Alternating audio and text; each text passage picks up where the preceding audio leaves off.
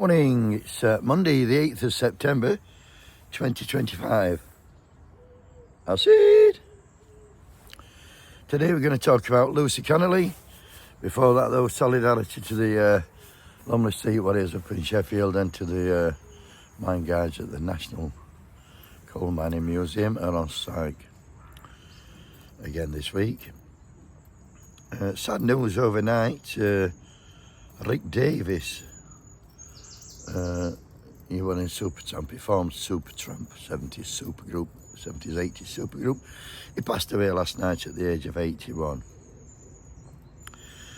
And I've got a quick warning here, mainly to the younger people, or could apply to us and all, but I need people to be aware of what damage drugs does to them. So if you're using drugs, this is what can happen.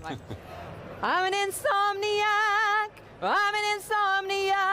staring at the ceiling, waiting for my thoughts to switch off. There we go. Sorry about that. That's what drugs do to you.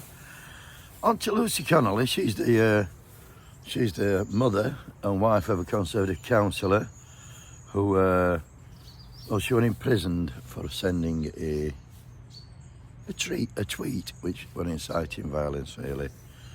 And the tweet, I'll just remind you, it said, "Mass deportations now, set fire to all the fucking hotels full of the bastards for all I care.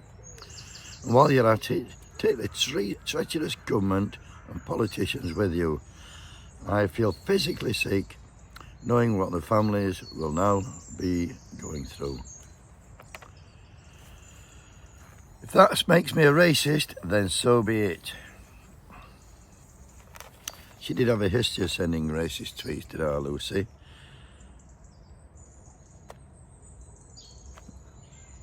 And technically, before she'd sent that tweet, nobody had even fucking heard of Lucy Connolly. How the fucking hell would we? And then, now she's reached celebrity status for some people, and on Saturday she was at the Reform Party conference in Birmingham. And listen to this for a fucking build-up. The normal guest this week has become a living symbol of two-tier Britain. The sheer injustice she has suffered has shocked millions of people across Britain and indeed across the whole world. She's a wonderful mum, wife, beloved childminder, little kids from every corner of the earth she's taken wonderful care of. So I am, of course, referring to Britain's favourite political prisoner. Ladies and gentlemen, please give the warmest of welcomes to Lucy Connolly.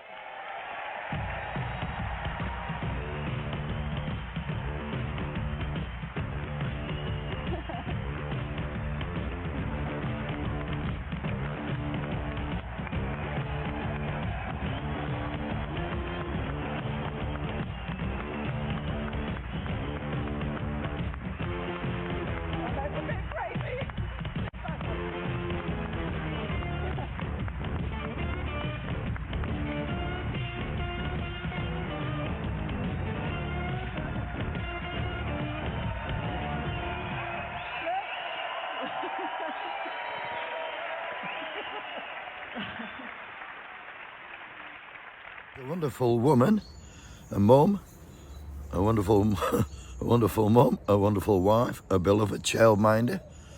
She's taking care of children from every corner of the world. And there you go, she got a fucking standing ovation. Think about that for a minute. A woman who said burn down hotels with people inside them gets a standing ovation. Like I said, she'd not sent that tweet, she wouldn't have even been there, so she was there mainly because she sent a racist tweet inciting violence. And here she is again. I don't want to live in a country where they're arresting people for having their opinion online and hurty words, and that's not priority.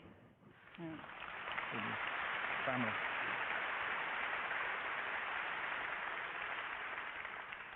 I don't want to live in a country where they're arresting people for having their opinion online and hurty words. That's not a priority. I've got news for you, Lucy. Hurty words is calling somebody a fat bastard, an ugly bastard, a smelly bastard, donkey breath. They're what you call hurty words. not encouraging others to set hotels on fire full of innocent people. And so this year she sat there again. She'd got a great chance to say, I fucked up, I apologise, I shouldn't have done it.